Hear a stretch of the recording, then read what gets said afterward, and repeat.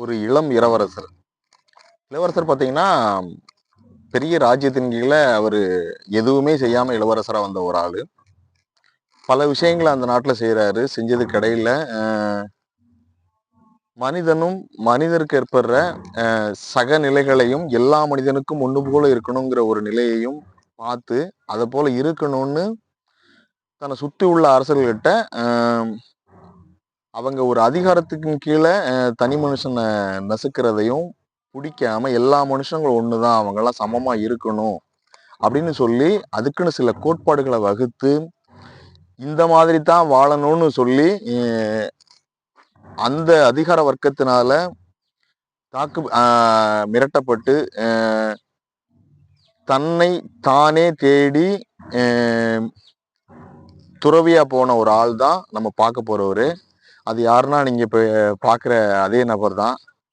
அவர் தான் புத்தர். நண்பர்களே, இவரோட வாழ்க்கையில சந்திச்ச மிக கடினமான பாதைகளையும் மிக அதிகமான கஷ்டமான சூழ்நிலைகளையும் சந்திப்பதற்கு எல்லா மனிதனாலும் முடியுமா, அதனை எப்படி சமாளிப்பது அப்படிங்கிற ஒரு கோட்பாடை வகுக்கிறதுக்கு இந்த உலகத்துக்காக தன்னையே அர்ப்பணிச்சுக்கிட்டாரு.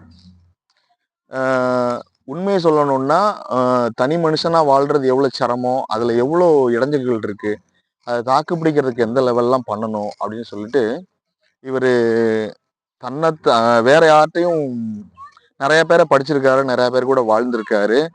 ஆனா அவங்ககிட்டலாம் கிடைச்ச அறிவுரை அவருக்கு பத்தலைங்க.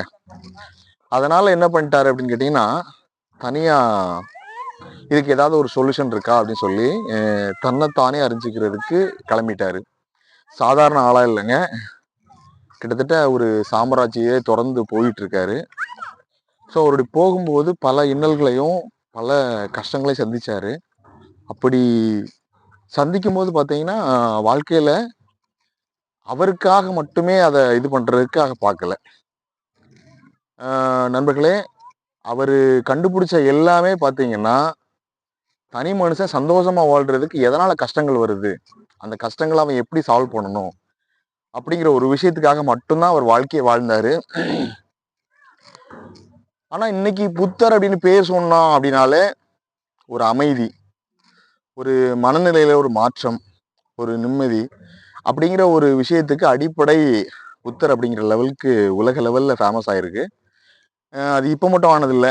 அசோக சக்கரவர்த்தி உலகத்தையே வெல்லணும் அப்படின்னு சொல்லிட்டு ஆண்டப்போ போரை முடிச்சுட்டு வாளோட வராரு, ஒரு புத்த துறவி வராரு, அவரு காலுக்கு கீழே வணங்குறாரு. ஸோ அந்த அளவுக்கு அப்பவுமே இருந்தே இருக்கு. நண்பர்களே, நீங்க இப்ப பார்த்துட்டு இருக்க இடம் பார்த்தீங்கன்னா, எங்க ஏரியாவில் இருக்கிற புளியங்குடியிலிருந்து சங்கரங்கோயில் போற பாதையில் இருக்கிற வீரிருப்பு அப்படிங்கிற இடத்துல ஒரு பெரிய புத்த மடாலயம் ஒன்று இருக்கு. இது வந்து உலக அமைதிக்காக கட்டப்பட்டது அப்படின்னு சொல்லி சொல்றாங்க. ஸோ இங்க புத்த பிட்சுகள், பிக்குணிகள் அவங்கெல்லாம் அந்த பூஜையை தொடர்ந்து நடத்துறாங்க. நானும் இன்னைக்கு அந்த பூஜையில கலந்துக்கிட்டேன். ஸோ ரொம்ப அமைதியா சாந்தமா ரொம்ப ஒரு ரம்யமான சூழ்நிலையில இருக்குது. நீங்க வாய்ப்பு கிடைச்சா நம்ம இந்த ஏரியாவுக்கு வந்து பாருங்க. புத்தரை பத்தி வார்த்தை மட்டும், ஒரே வார்த்தை மட்டும் சொன்னா போதும், உலக மக்கள் நிறைய பேத்துக்கு இது ஈஸியா தெரியுற விஷயம்தான். ஆனா நான் ஸ்கூல் படிக்கும்போது எங்க கூட எங்க விட ஒரு சீனியர் ஒரு ஆள் இருந்தாரு. அவருக்கு பேர் புத்தர்ன்னு சொல்லி வச்சிருந்தோம்.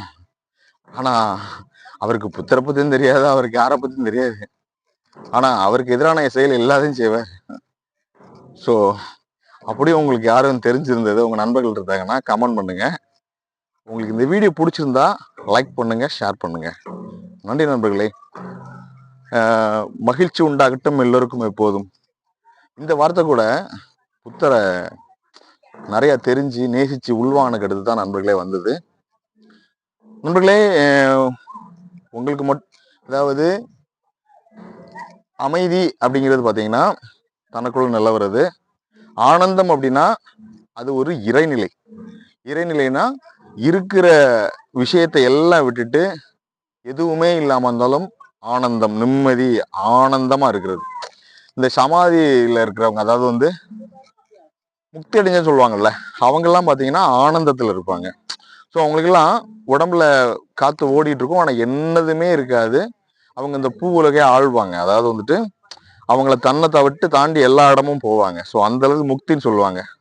ஸோ மகிழ்ச்சி அப்படிங்கிறது பார்த்தீங்கன்னா, தான் இருக்கும்போது தன்னையும் மகிழ்விச்சு அடுத்தவங்களையும் மகிழ்விச்சு பார்க்கறது தான் மகிழ்ச்சி அப்படிங்கிறது. நம்மளே அந்த மகிழ்ச்சி நம்ம வாழ்ற வாழ்க்கையில கண்டிப்பா எல்லாத்துக்கும் வேணும். ஸோ அதனால தான் நண்பர்களே, மகிழ்ச்சி உண்டாகட்டும் எல்லோருக்கும் எப்போதும். நன்றி.